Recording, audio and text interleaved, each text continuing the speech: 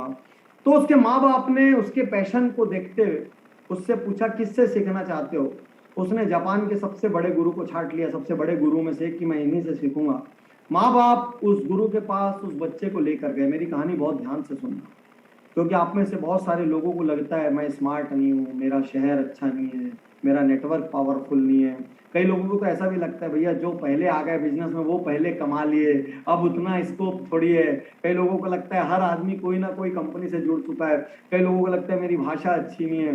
कई लोगों मतलब लोगों के अपने अपने बहाने हैं। मैं तो बहाना ही बोलता हूँ, तो ये सब बहाने हैं। यदि बहाने नहीं होते तो भाई इस देश में चाय बेचने वाला प्रधानमंत्री नहीं बनता, पेपर बांटने वाला राष्ट्रपति नहीं बनता। ये तो सिर्फ बहाने हैं, और ढके रहो अपने आप को मजे से, अपने ही बहानों से अपना सेफ्टी नेट खुद बनाओ। खैर, तो वो बच्चा उन गुरु के पास जाता है और गुरुजी से कहता है कि मुझे जूडो सीखना है।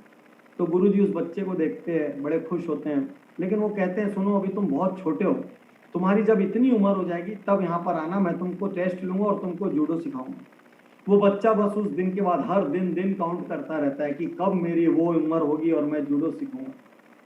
एक दिन वो बच्चा सड़क से जाता रहता है और एक गाड़ी उसको उड़ा देती है। जब एक गाड़ी उस बच्चे को उड़ाती है तो उस बच्चे का एक साइड शरीर का खराब हो जाता है, एक साइड शरीर का खराब हो जाता है और एक साइड फंक्शन करना बंद कर देता है। अब वो बच्चा काफी समय हॉस्पिटल में रहता है। बहुत ध्यान से सुनो, काफी समय हॉस्पिटल में रहता है, लेकिन वो वहां पर भी बोलते रहता है मैं, मेरे जूडो का टाइम पास आ रहा है, मेरे जूडो का टाइम पास आ रहा है। उसके माँ बाप जब जब उससे सुनते रोते हैं, क्योंकि उसके माँ बाप को पता होता है कि अब ये कभी जूडो नहीं सीख पाएगा, इसका एक हाथ एक पैर फंक्शनल नहीं है, ये कभी जूडो नहीं सीख पाएगा।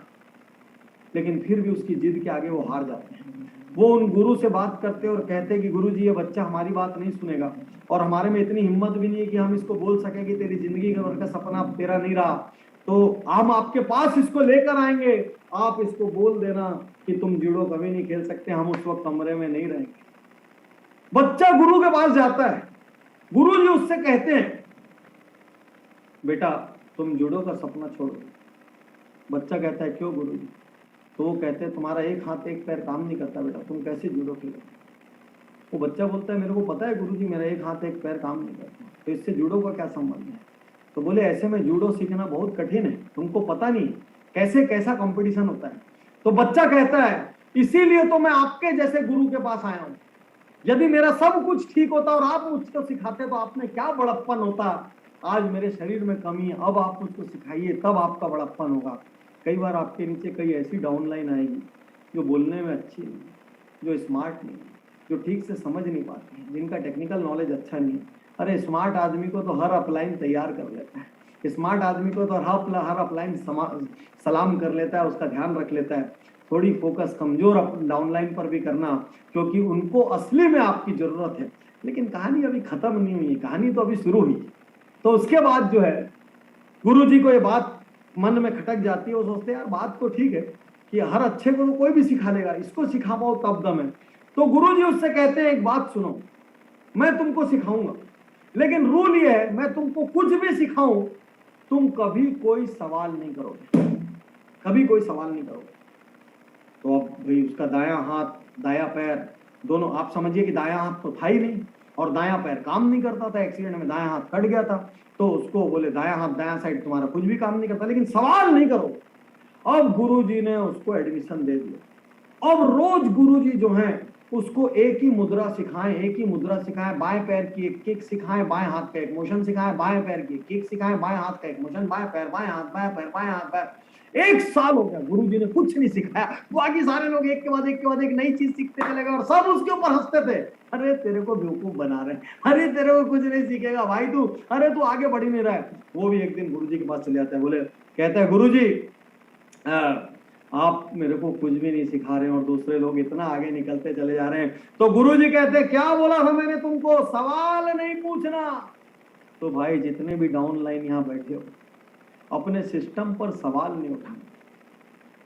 जितने भी डाउन लाइन यहाँ बैठे हो याद रखो ये डुप्लीकेशन का व्यापार है। इसमें जितना होशियार आदमी जितना सवाली होता है, जितना देर होता है ना, वो सबसे पहले खत्म होता है। जितने लोग आके यहाँ पे बोलते हैं अरे इससे अच्छा तरीका तो मैं जानता हूँ, अरे इससे अच्छा तरीका तो मैं जानता हूँ, ऐसे सैकड़ों लोगों को मैंने खुद निपटते हुए देखा है। तो जितने लोग सिस्टम पर चलेंगे, जितने लोग अपने गुरु यानी कि अपनी कंपनी, अपने अपलाइन, अपने मैनेजमेंट की बात को मानेंगे, उन सभी के असफल होने का चांस बहुत कम रहेगा। जितने लोग डेढ़ होशियार बनेंगे, सिस्टम को डिसरप्ट करके शॉर्टकट लाने के प्रयास करेंगे, क्योंकि डुप्लीकेशन इस व्यापार की नींव है। नींव हिलाओगे ना तो बिल्डिंग कितनी भी सुंदर रहे, इंटीरियर में कितना ही खर्चा कर लो, सब भड़बड़ा के गिरेगा, क्योंकि नींव हिलाई है। और जब आप गलत करोगे, याद रखना आपकी टीम आपके साथ गलत करेगी। तो गुरु की बात शिष्य समझ गया, कहानी अभी खत्म नहीं हुई भाई, कहानी बाकी है। तो गुरु की बात जो है शिष्य समझ गया, और शिष्य समझ के बस करता रहा, निराश भी होता रहा, लेकिन करता रहा, भरोसे पे करता रहा। फाइनली एक दिन कंपटीशन आ गया 2 साल के बाद। गुरु ने शिष्य को बोला तुमको इस कंपटीशन में हिस्सा लेना है। शिष्य बोला मेरे को हिस्सा लेने में वो कुछ नहीं आता, एक किक आती है और एक हाथ का मोशन आता है, इससे मैं क्या करूंगा।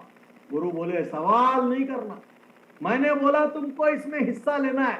और पहला मैच शुरू हुआ, सामने वाले ने कूटना शुरू किया, 1 2 3 4 फाइट की। तो गुरुजी के पास आया, अरे गुरुजी बहुत मार पड़ रही है, मेरे को तो सिर्फ एक ही चीज आती है, आपने तो कुछ नहीं सिखाया। गुरुजी ने उसको बोला तेरे को एक चीज आती है कि नहीं आती। बोले आती है, चल वही कर। और एक फाइट मारा इसने सामने वाले को, और सामने वाला वहीं लमलेट हो गया। इसको समझ ही नहीं आया क्या हुआ। गुरुजी के पास जाके बोलता है गुरुजी ये क्या हुआ। गुरुजी बोलते सवाल नहीं कर, अगले मैच में चल। और अगला मैच करते करते फाइनल आ जाता है। अब फाइनल में उसका एक निर्दयी कंपटीटर से मुकाबला है, जो बहुत कूटता है, बहुत मारता है। वो मारना शुरू करता है, ये मार खाता रहता है। गुरुजी के पास आता है ब्रेक में, गुरुजी बहुत मार रहा है, बहुत शक्तिशाली है, क्या करूं गुरुजी। गुरुजी बोले तेरे को क्या सिखाया। बोले आपने कुछ नहीं सिखाया। बोले बेवकूफ तेरे को क्या सिखाया। अरे कुछ नहीं सिखाया, एक फाइट और एक मोशन चलाना वही। और उसके बाद जैसे ही उसने अपनी वो वाली किक और वो वाला मोशन चलाया, 2 4 बात के बाद सामने वाला ढेर हो गया, किसी को समझ नहीं आया क्या हुआ। गुरुजी के पास आया, गुरुजी ने बोला अब तू पूछ ले तेरे मन में जो सवाल है। वो बोलता है गुरुजी आपने मेरे को कुछ नहीं सिखाया था, आपने मेरे को सिर्फ एक फाइट और एक मोशन सिखाया था, उसमें गुरुजी सब कैसे हार गए। बोले बेटा मैंने तेरे को जो एक फाइट एक मोशन सिखाया था, उसकी काट के लिए दूसरा आदमी को दायां हाथ पकड़ना पड़ता है, और तेरा तो दायां हाथ था ही नहीं, इसके लिए कोई भी उसको काट नहीं सका। जो मैंने तेरे को एक किक और एक मोशन सिखाया, उसकी काट उसके पलटवार के लिए दाहिना हाथ में वार होता है, दाहिना हाथ से पकड़ के गिराते हैं। तेरा दाहिना हाथ था ही नहीं, किसी को समझ ही नहीं आया तेरे साथ क्या किया जाए। आज आपसे एक बात है, आप सब में एक न एक स्ट्रेंथ है, वो एक किक एक मोशन सिखा, वो उसकी एक स्ट्रेंथ।